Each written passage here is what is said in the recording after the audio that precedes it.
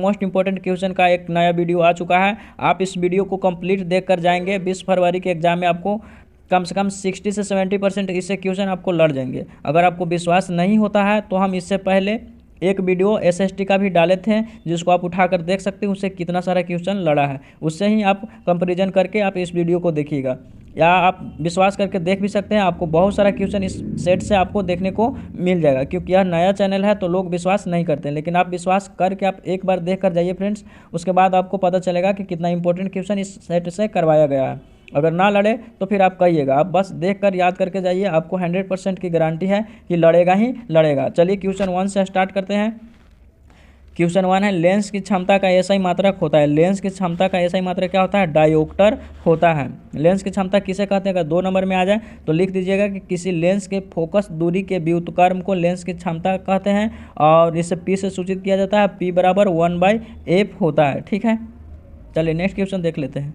Question 2 कहा जा रहा है कि प्रकाश के किरणें के समूह को क्या कहते हैं? तो किरण पुंज कहते हैं। हम एक बार में सही ऑप्शन ही बताएंगे ताकि आपको याद करने में कोई दिक्कत ना हो। क्वेश्चन 3, किसी माध्यम में छोटे छोटे कणों के निलंबन को क्या कहते हैं? कोलाइड कहते हैं। छोटे छोटे कणों के निलंबन को कोलाइड कहते हैं। क्वेश्चन 4, मानव शरीर का प्रतिरोध कितना होता है? तो 50 से लेकर 1000 ओम तक होता है फ्रेंड्स। तो ऑप्शन ए राइट हो जाएगा। 50 ओम से लेकर 1000 ओम तक होता है। याद रखिएगा, इंपॉर्टेंट क्वेश्चन है, आपके बोर्ड एग्जाम में डायरेक्ट देख जाएंगे। आपको बस याद करके जाना है, आप विश्वास रखिए, इससे बाहर एक भी क्वेश्चन नहीं आएगा। क्वेश्चन 5 देखिए, किसी बल्ब से 220 वोल्ट पर 2 एम्पीयर की धारा प्रवाहित होती है तो फिलामेंट का प्रतिरोध होगा। प्रतिरोध भी बराबर क्या होता है? IR। ओम के नियम से पढ़े होंगे, भी बराबर IR होता है। तो अगर आपके पास भी दिया हुआ है 220 वोल्ट और I भी दिया है 2 एम्पीयर, तो R का मान निकल रहा है तो नहीं निकल जाएगा। R बराबर क्या हो जाएगा? 220/2। इससे काट देंगे तो 110 बार में कटेगा, यानी कि 110 ओम राइट आंसर हो जाएगा। ऐसा न्यूमेरिकल आएगा, अगर आएगा तो इसके जगह पर अगर डिजिट चेंज रहेगा फिर भी इस फार्मूला को लगाकर आपको निकाल लेना है। चलिए नेक्स्ट क्वेश्चन देख लेते हैं। R ओम के प्रतिरोध वाले n प्रतिरोधों को समानांतर क्रम में जोड़ने पर तुल्य प्रतिरोध क्या होगा? तो R/n होगा। समानांतर क्रम में जोड़ रहे हैं तो R/n, लेकिन अगर श्रेणी क्रम में जोड़ दिए तो क्या हो जाएगा? RN हो जाएगा। श्रेणी क्रम में जोड़ने पर क्या हो जाएगा? RN। तो दोनों में से कोई एक टपकेगा, पक्का है, तो आप याद करके जाइए, 100% यह चीज़ आने वाला है। ओम के नियम निहित है, तो ओम के नियम क्या होता है? V बराबर IR होता है। ऑप्शन बी में आपको साफ साफ दिख रहा है, तो ऑप्शन बी हो जाएगा। अभी तक हम वीडियो को लाइक, चैनल को सब्सक्राइब नहीं किए हैं तो कर लीजिए, और अपने दोस्तों में शेयर भी कर दीजिए, ताकि आपके साथ साथ आपका दोस्त का भी भला हो जाए। क्वेश्चन 8, विद्युत धारा की प्रबलता का एसआई मात्रक क्या होता है? तो एम्पियर होता है। विद्युत धारा का एसआई मात्रक या प्रबलता का एसआई मात्रक एम्पियर होता है। क्वेश्चन 9, विद्युत धारा उत्पन्न करने की युक्ति को क्या कहते हैं? जनित्र या जनरेटर कहते हैं। क्वेश्चन 10, निर्गत किरण एवं अभिलंब के बीच के कोण को क्या कहते हैं? तो निर्गत किरण एवं अभिलंब के बीच के कोण को निर्गत कोण कहते हैं। चलिए नेक्स्ट क्वेश्चन देख लेते हैं। हाँ, अगर ऐसा पूछ ले, आपतित किरण और अभिलंब के बीच के कोण को क्या कहते हैं? तो आपतन कोण कहते हैं। यह भी याद रखिए। क्वेश्चन 11 देख लेते हैं। 1 मीटर फोकस दूरी वाले उत्तल लेंस की क्षमता क्या होगा? तो 1 डायोप्टर होगा। देखिए P बराबर 1/f होता है। अगर f के वैल्यू हम 1 रखेंगे तो 1 से 1 कट कर 1 डायोप्टर ही आ जाएगा। तो option B is right answer हो जाएगा। क्वेश्चन 12 देख लेते हैं। मानव नेत्र के लिए दृष्टि का अस्तित्व होता है तो 1/16 सेकेंड होता है। बी राइट आंसर हो जाएगा। दृष्टि अस्थायित्व का मतलब यह होता है कि अगर आप प्रकाश में हैं और कोई वस्तु को देख रहे हैं और अचानक से प्रकाश चला जाए, अंधेरा हो जाए, तो वह वस्तु आपको 1/16 सेकेंड तक दिखता ही रहेगा, उसके बाद धीरे धीरे वह गायब हो जाएगा। उसी को दृष्टि अस्थायित्व कहा जाता है। क्वेश्चन 13 देख लेते हैं। किस दृष्टि दोष के निवारण के लिए अवतल लेंस का प्रयोग होता है? तो अवतल लेंस का प्रयोग निकट दृष्टि दोष के निवारण के लिए किया जाता है। चलिए नेक्स्ट क्वेश्चन अब देख लेते हैं 14, दूर दृष्टि वाले मनुष्य के चश्मे में होते हैं तो दूर दृष्टि दोष को निवारण करने के लिए उत्तल लेंस का प्रयोग किया जाता है। चलिए नेक्स्ट क्वेश्चन देख लेते हैं 15, लघु पतन के समय परिपथ में विद्युत धारा का मान क्या हो जाता है? बहुत अधिक बढ़ जाता है। जैसे कि देखिए कहीं शॉर्ट सर्किट होता है, उसको लघु पतन कहते हैं। तो शॉर्ट सर्किट के समय क्या होता है? आपके घर का जो बल्ब होता है वो बहुत तेज जलता है। अगर कभी कभी ऐसा भी होता है कि वो फ्यूज भी कर जाता है। तो लघु पतन के समय विद्युत परिपथ में विद्युत धारा का मान बहुत अधिक बढ़ जाता है। 16, गोबर गैस एक प्रकार की क्या है? बायो गैस है। 17 कैगानाभिकीय विद्युत संयंत्र किस राज्य में है? तो क से कहेगा, क से कर्नाटक में है, तो याद रखेंगे ऑप्शन बी हो जाएगा। चलिए नेक्स्ट क्वेश्चन अब देख लेते हैं 18। आप बस सुनते जाइए, इतना से ही आपका काम हो जाएगा। किसी वस्तु का आवर्धित प्रतिबिंब बनता है, तो आवर्धित प्रतिबिंब अवतल दर्पण में ही बनता है। चलिए नेक्स्ट क्वेश्चन देख लेते हैं। हजामत बनाने के लिए किस दर्पण का प्रयोग किया जाता है? तो अवतल दर्पण का प्रयोग होता है। और साइड मिरर के रूप में उत्तल दर्पण का प्रयोग होता है, तो याद रखेंगे। चलिए नेक्स्ट क्वेश्चन 20 देख लेते हैं। दृष्टि दोष में किस लेंस का प्रयोग किया जाता है? निकट दृष्टि दोष में किस लेंस का? तो अवतल लेंस का प्रयोग किया जाता है। देखिए निकट जो है वह थोड़ा सा बड़ा लगता है, तो लेंस भी अवतल 4 अक्षर का है या 3 अक्षर का है। दूर जो है 2 अक्षर का है, तो उत्तल लेंस जो है 3 अक्षर का है। तो देख लीजिए दूर 2 का, तो अवतल। इस तरह से ट्रिक से भी आप याद रखिएगा। अगर दिमाग में कन्फ्यूजन हो एग्जाम के दौरान, तो आप इस ट्रिक का यूज कर सकते हैं। क्वेश्चन 21 देख लेते हैं। धारा मापने के यंत्र को क्या कहते हैं? तो अमीटर कहते हैं। धारा मापने के यंत्र को अमीटर कहते हैं। क्वेश्चन 22, डायनोमी में किस प्रकार की धारा प्राप्त होती है? तो डिस्ट धारा यानी डीसी भी प्राप्त होता है, और प्रत्यावर्ती धारा यानी एसी भी प्राप्त होता है। तो ऑप्शन सी हो जाएगा, दोनों धाराएं।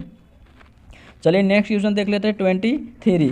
आवेश का मात्रक होता है, तो आवेश की मात्रक कूलम होता है। क्वेश्चन 24, नवीकरणीय ऊर्जा का स्रोत क्या होता है? तो सौर ऊर्जा होता है। वह ऊर्जा जिसका उपयोग बार बार किया जा सकता है, उसी को क्या कहते हैं? नवीकरणीय ऊर्जा कहा जाता है। क्वेश्चन 25, एक साधारण प्रिज्म कितने सतहों से घिरा होता है? तो वह 5 सतह से घिरा होता है। क्वेश्चन 26, विद्युत बल्ब के फिलामेंट में किस तत्व का उपयोग किया जाता है? तो टंगस्टन का किया जाता है। और नाइक्रोम का प्रयोग जो है वह विद्युत हीटर में किया जाता है। तो हीटर में पूछ ले तो नाइक्रोम, और बल्ब में पूछे तो टंगस्टन। चलिए नेक्स्ट क्वेश्चन अब देख लेते हैं 27। अभिनेत्र लेंस फोकस दूरी में परिवर्तित किया जाता है। अभिनेत्र लेंस फोकस दूरी में परिवर्तन मतलब नेत्र है हमारा, तो नेत्र में फोकस दूरी में परिवर्तन कैसे होता है? तो पश्चमाभि जो मांसपेशिया होता है उसके द्वारा ही परिवर्तन होता है। तो ऑप्शन सी राइट हो जाएगा।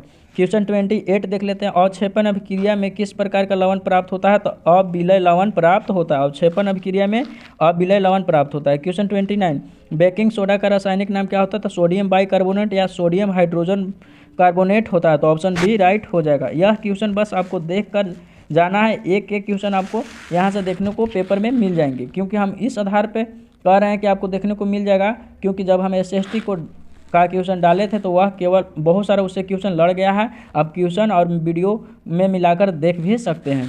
और वीडियो को लाइक, चैनल को सब्सक्राइब जरूर करिए। क्वेश्चन 30, अयस्क से धातु का निष्कर्षण तथा उसका परिष्करण कर उपयोगी बनाने की प्रक्रिया को क्या कहते हैं? तो अयस्क से धातु का निष्कर्षण तथा उससे परिष्करण कर उपयोगी बनाने के प्रक्रम को धातु क्रम कहते हैं। क्वेश्चन 31, शाक सब्जियों को विघटित होकर कंपोस्ट बनना किस अभिक्रिया का उदाहरण है? तो ऊष्माक्षेपी अभिक्रिया का उदाहरण है। चलिए नेक्स्ट क्वेश्चन अब देख लेते हैं 32, निम्न में से कौन सा उत्पाद लेड नाइट्रेट को गर्म करने पर प्राप्त होता है? तो लेड नाइट्रेट को गर्म करने पर नाइट्रोजन ऑक्साइड और ऑक्सीजन O2 प्राप्त होता है। ऑप्शन डी राइट हो जाएगा। निम्न में से कौन सा सही है? तो निम्न में से यह 4 गो कंपाउंड का नाम है, तो इसमें से Na2CO3 10H2O बिल्कुल ही सही है। सोडियम कार्बोनेट का यह फार्मूला है फ्रेंड्स, इसको धोवन सोडा भी कहते हैं। धोवन सोडा का अगर फार्मूला आपसे पूछ ले तो यही होता है, तो लिख कर भी आइएगा। चलिए क्वेश्चन 34 देख लेते हैं। निम्नलिखित में कौन विजातीय यौगिक है?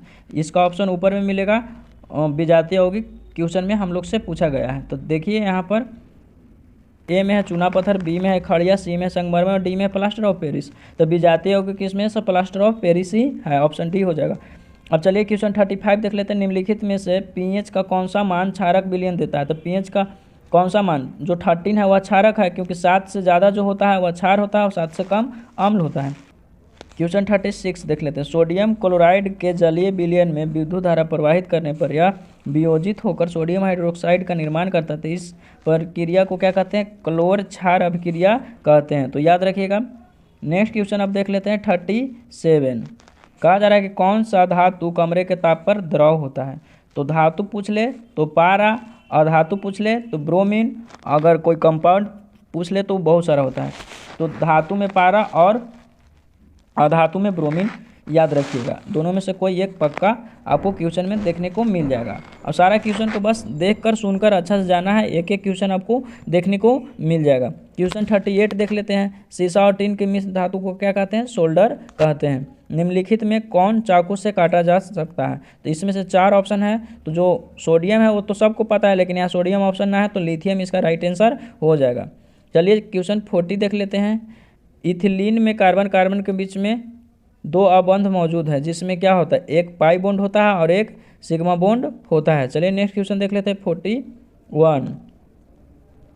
इथेन में कितने सहसंयोजक अबंध होते हैं? तो इथेन जो है उसमें 2 सहसंयोजक अबंध होते हैं। क्वेश्चन 42 है। CnH2n+2 किसका सामान्य सूत्र है? तो एल्केन का है।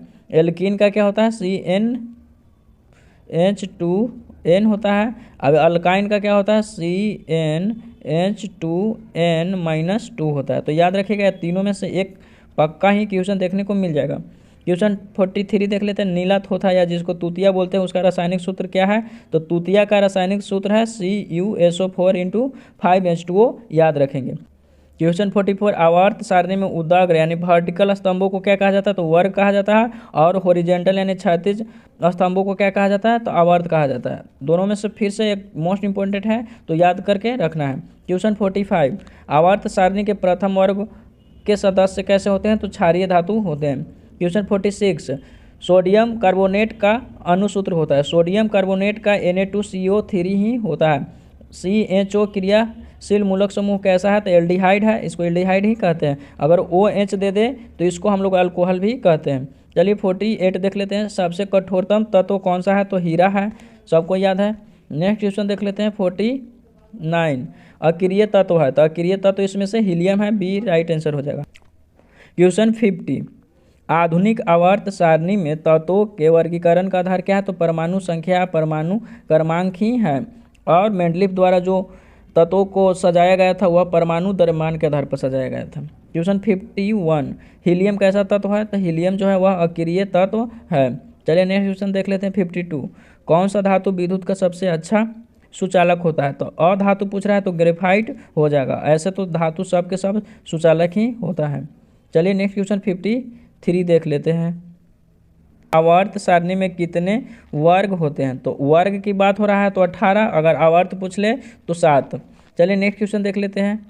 उदासीन विलयन का pH मान कितना होता है? तो 7 के बराबर होता है। उदासीन 7 के बराबर। भारत सरकार ने बाघ संरक्षण योजना कब प्रारंभ किया था? भारत सरकार ने बाघ संरक्षण योजना कब प्रारंभ किया था? तो 1970 ईस्वी में किया था। चलिए नेक्स्ट क्वेश्चन देख लेते हैं 56। आपको हम 60 क्वेश्चन करवाने वाले हैं, इससे आपको 40 क्वेश्चन आराम से हो जाएंगे। बस आप देख कर जाइए। अगर अभी तक आप वीडियो देखे हैं तो समझिए कि आपका 100% ऑब्जेक्टिव टिकअप हो जाएगा। आप वीडियो को लाइक, चैनल को सब्सक्राइब और दोस्तों के साथ ज़रूर शेयर करिए। 56। कोशिका का पावर हाउस कहा जाता है। कोशिका को पावर हाउस कहा जाता है, तो माइटोकॉन्ड्रिया है उसी को कोशिका का पावर हाउस कहा जाता है। 57।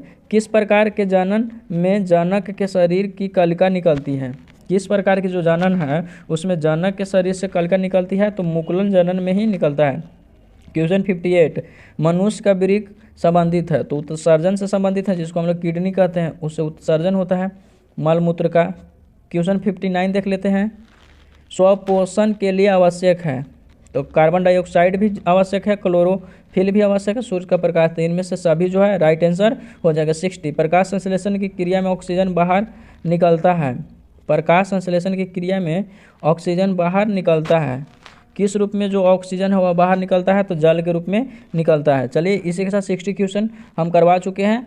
वीडियो देखने के लिए धन्यवाद। आपको आंसर की इस पर सबसे पहले मिलेगा, तो आप चैनल को सब्सक्राइब करके जरूर रखें। जय हिंद, जय भारत।